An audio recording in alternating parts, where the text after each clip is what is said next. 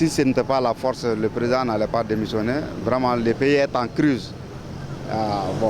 Je sais qu'on souhaite que ça soit la meilleure chose. Moi, mes attentes, au fait, c'est pour que le pays puisse sortir dans la crise, dans tous les secteurs, dans les secteurs privés, secteurs publics, et puis les conflits sociopolitiques. C'est les Maliens qui peuvent trouver la solution, et non la France, et non la CEDEAO.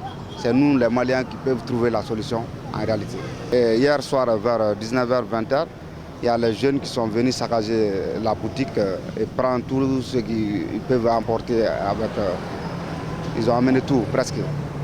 Ils ont saccagé la boutique. C'est la station d'un Malien qui veut diminuer le chômage, au fait.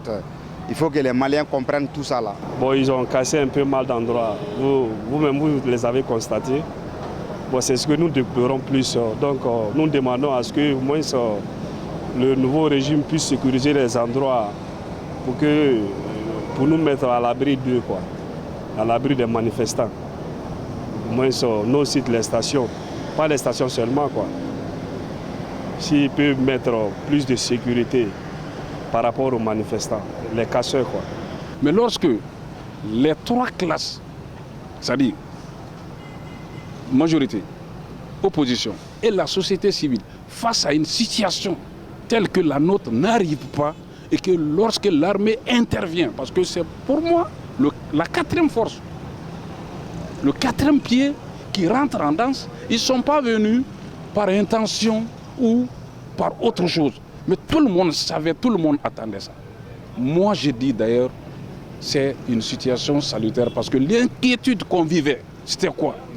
Prenez les fronts. Qui pouvait dire au Mali que ça va? L'école est fermée.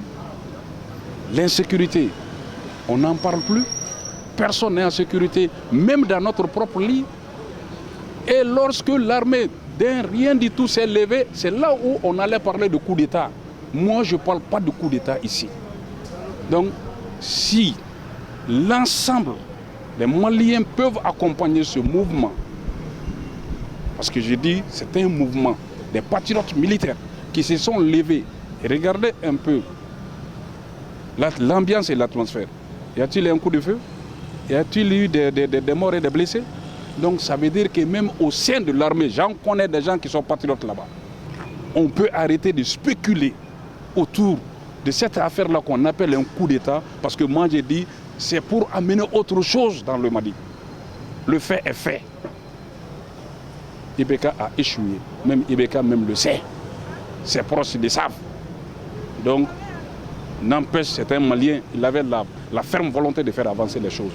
Mais si ça échoue, quelque part, il faut qu'on ait le courage de dire que ça a échoué. Et quelque part, il faut qu'on arrête l'infusion du sang. La force n'arrange rien dans ce pays maintenant.